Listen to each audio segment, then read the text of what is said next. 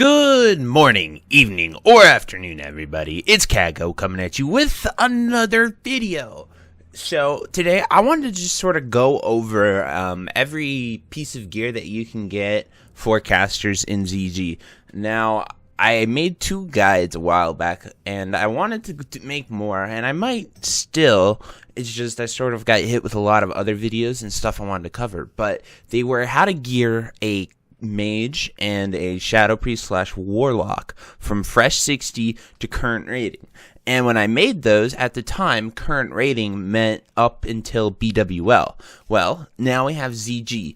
And since there's no exclusive shadow gear, this is actually kind of a blessing in the sense of we can sort of go over replacements and gear pieces that you can get that are either equal to maybe a slight downgrade, but if you have been super unlucky, you might not have been able to get these pieces, and ZG offers an amazing opportunity to get so many pieces of gear that are comparable, if not best in slot. And so without further ado, let's get into it.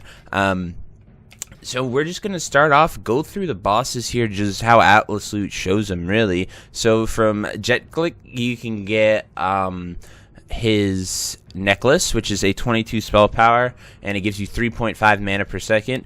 If you don't have Choker of the Fire Lord, you're not going to be using, this is good. This is a really good neck. You're going to want to use this one. I'm actually using it currently, as you can see right here.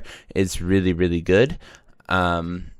Then we come to Vinoxus, and he doesn't drop much. He drops the Zanzil's Band, which I don't really like this ring set. It used to be really good back in the day, but when we're stacking pure spell power and we have so much hit, you don't really use this, but if you don't have any rings, it's not a terrible thing to get for casters. You can never go wrong with getting some hit gear. Then we come to Marley. She drops the Band of Jinn, which is the other part of that trinket. Or no, sorry, that's the other melee set. My bad about that. And she doesn't really drop too much. This wand is decent for nature damage wand for BWL. And then we also have these flowing ritual robes, which, I mean, they're okay. They're not bad. They have a lot of spirit, stamina, int. But you're going to want to be rocking Bloodvine 100%. Then we come to Broodlord Mankador.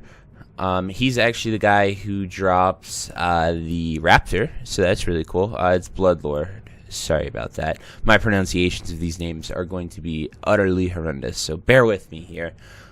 He drops the other 2 rings, and one of them is this one, which gives you hit, spell power, and that stuff. This is pretty good. This is a lesser band of focus concentration, so if you don't have that, you could definitely go with this. And since the other ring isn't that good, but putting them together would give you 3% hit, so it's actually pretty nice if you have nothing. If you're going to use this one, then I'd probably recommend using the other one unless you are hit capped.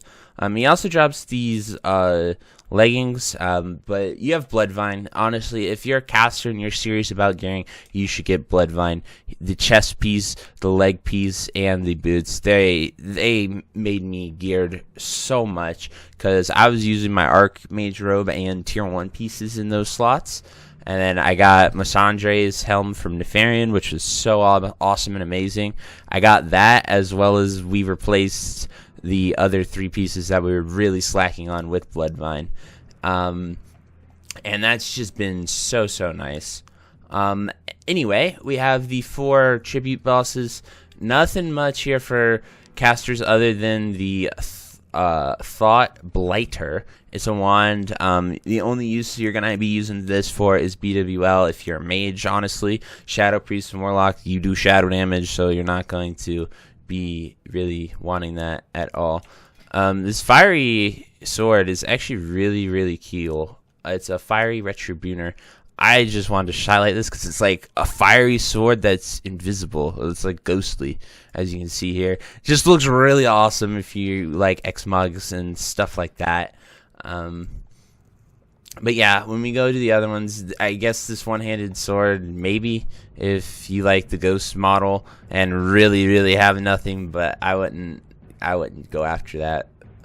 And then mages don't really use the trinket, so that's what those 4 bosses are. You get the Madness trinket, you combine it with your Voodoo doll, and that's how you get the tier for ZG trinket. And mages it's not good, so you don't need that. The priest one is healing. Warlocks, I do believe you want it and can go after it. So the warlocks, I think it's pretty good. I'm not 100% sure. I just have seen some warlocks go for that trinket.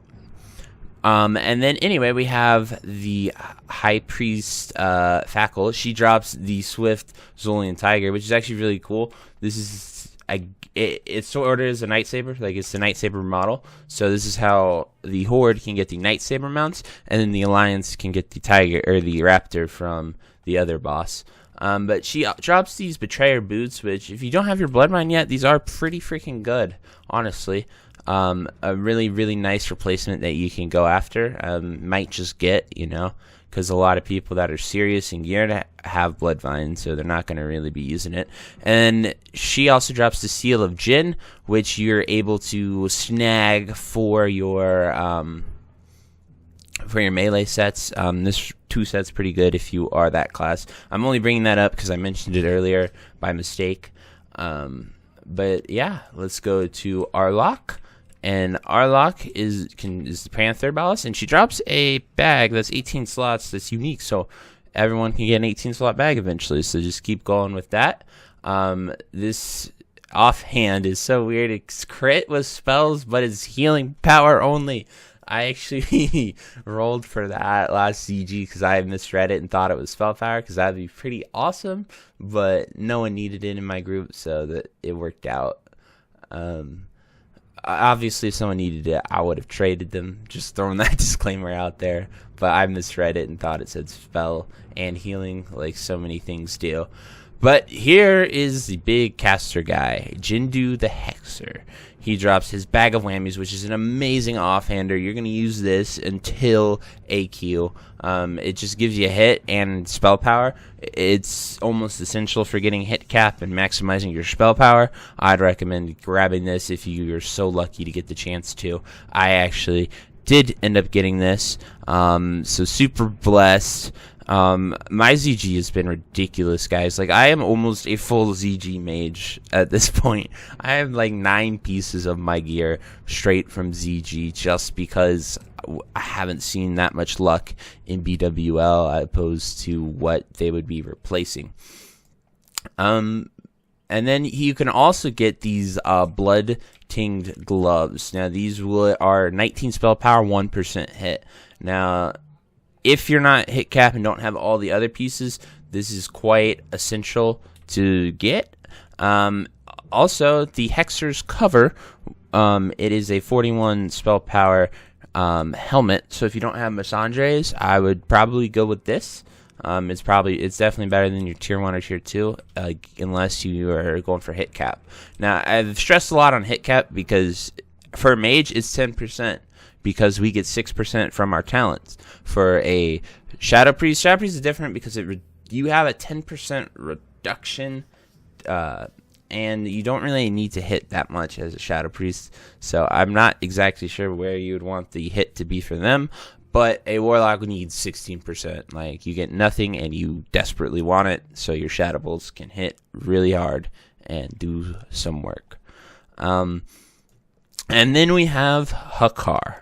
So Hakar drops Cloak of Consumption, which I was lucky enough to get as well. 23 spell power, 1% hit. Really awesome. He drops this wand, the Touch of Chaos, which is an 18 spell power wand. Now, mages, this should be prio for you, because when AQ comes out, and AQ will come out pretty soon, it's looking like. I don't have an exact date, but I would honestly say next month, probably. That's my guess. Could be wrong, but definitely by June. if not May. That's my prediction here. But this wand is 18 spell power. Now, mages are using a 16 frost damage wand. And when AQ comes, we go fire. So it's super important if you're in a guild and raiding to sort of tell your, however you do loot, sort of explain that to them. Because it really does matter. Because you don't want to... Like, Warlocks, I get it's a good one for Warlocks, too. Like, it's one of the best ones in the game. Because of that 18 spell power. However, it's just mages are desperately going to need that because we don't have a fire wand. Like, we can get one if we really need it, but it's crappy. And I think it's only 11 spell power. It's literally from Black Rock Depths. So just want to convey that. And then you can also get a Blood Collar, which is a 33 spell power. Now, this isn't that good if you have a Mage Blade. Mage Blade is better. I'm not any dispute. It's actually a really cool looking sword. It's a cold blade that has a green tint to it. I like it a lot. That's sort of why I have it. But we haven't seen a Mage Blade. I have ran Molten Core since the second week, and we haven't got to the point where a Mage Blade has dropped and I was in line to get it. All the way up to here. Like, we have gone weeks and weeks without it. And I mean, like, the last, I should be next, honestly. But you know, at this point, I'm looking more towards AQ for the femur at this rate because, you know, we'll see how that goes. But anyway, just wanted to show you that and sort of explain why and where you might use it, as well as he has a 1% hit neck. This can be pretty useful. And then finally, when you kill him, you get the Heart of Hakar. And now he drops 3 Zandalarian hero badges, medallion, or charm. The charm is the best in Select Trinket. This is better than Toe Up, especially as a troll, because as a troll with your passive, you can get an extra cast off. I'm honestly using the charm and Toe Up. How this works, just to show everyone in Classic. So we're going to pop the hero charm. So for 20 seconds, I'm unable to use my Toe Up. You can't pop them both at the same time, but you can pop them both in a fight. And doing this on boss fights is huge. And while one of them is down, if your boss fight goes quickly or whatnot, you can swap to it. But here is the Toe Up pop. So like you would want to sort of rotate that and use those. I do not have a Mind Quickening gem. I obviously would love one, but we'll just have to see when we can get that. And then while one of them is on cooldown, if you're not in combat, you can just swap it to your read and then also keep track of that. I'm sure there's many add-ons to sort of track it, but keep in mind when you put it on, there is a 30-second delay. So you want to put it back on when you have about 30 seconds left on the cooldown. That's sort of just a little bit of Trinket 101 there. But that charm is amazing for casters. It's your Biz Trinket. So I really hope you can grab that. And then finally we get to the shared loot. This is loot that every boss can drop. Band of Servitude, amazing spell power ring, 23 spell power. If you don't have a ring of spell power, you're going to want one of these. I have Band of Force Concentration, so I'm going to keep that for a very long time. But Band of Servitude, 23 spell power. It's better than a Freezing Band at 21 spell power. As well as once we hit AQ and go fire, the Freezing Band will no longer be of use to us. So just something to keep in mind. Then we have this cloak, Cloak of Hakare Worshippers. It's a 23 spell power cloak. It's almost as good as Cloak of Consumption. I was actually using this before I got Cloak of Consumption on our last reset with ZG. But it's just really, really nice to get all this gear and just sort of being in a 20-man group to get it. It's just really, really good. Now, something I want to really talk about here is the Belt of Untapped Power. So, sort of for caster belts, there's not many options in the game. And so when you're going from Bangflock Sash from Blackrock Depths, and that having 12 spell power, 1% hit, that was huge up until ZG came out, because ZG is where we get our spell hit gear. Like, I went from like 2 or 3% all the way to 9%. If I get my legs enchant, I will be at hit cap. So that's really what I'm hoping for our next CG. But if I didn't actually, like, this was a theory craft that I sort of thought of, because I have so much hit, I can actually go spell power belt, pure spell power belt, and I was able to snag a Fire Maul's Clutch. I actually started a huge like sort of mage discussion within my guild by taking that. You know, I just whispered Jaden, my awesome raid leader and looter. I was like, hey, I actually think that might be a pretty big upgrade. If no one else wants it, I'd like to take that. So then I took it, and now I'm wearing it because it was a huge spell power leap. Unbuffed, just sitting here in Oregon, I have 432 spell power, which is really, really good, in my opinion. Where I'm actually feeling pretty freaking geared for once. My gloves are actually from doing the AQ quest line. I do have a full video on that if you want to get these, but it's just a 27 spell power glove, so it's pretty nice. But same with this untapped power and this Fire Maul's Clutch. This is a pure spell power belt. So if you do not have a mana igniting cord, I would go with these belts. Honestly, I like Fire Maul's Clutch over the igniting cord just because of how much crit is valued. You know, the magma igniting comes with 25 spell power and 1% crit. We can actually go here to MC to sort of see where that is, and we can take a look at it for you guys if we can find which boss drops it. There we go. Mana igniting cord right there. 25 spell power, 1% crit. So like crit values on a mage, not that high. Like really. So the crit values on a warlock, it might be better for warlock only. That's something I do not have the expertise on. So warlocks, if you want to post in the chat what you think is better. But for a frost mage, and depending on how many mages you have for AQ, crit gets diminished. So just it really actually matters on your raid comp and stuff like that. But I would recommend getting a Fire Maul's Clutch because up until now it really wasn't contested, and we passed on a lot of them. So anyway, guys, I believe that's it for this video. I just wanted to sort of touch up how you can get geared and how you can get ready for raiding now that we have ZG. This is going to be sort of a caster gearing guide for ZG and onward. I will put the links of the other two videos in the description below. If you want to sort of see if you're fresh or not and you stumble across this video, sort of what you can do. But anyway, guys, thank you so much for watching. I hope this helped you out. If you have any questions about casting, I can probably help you sort of gearing what you would like to know. I have no problem sort of sharing what I've learned and how to teach people. So if I can help, just let me know. Alrighty, guys, thank you so much, and I hope you're staying safe out there in the quarantine. Alrighty, goodbye. If you made it to the end of this video, thank you so much for watching. It truly means a lot to me. If you happen to find anyone that you know would also benefit from watching this video, please share it with them. It helps me out a ton and allows me to keep doing what I love every single day, and that is gaming and sort of helping people any way that I can.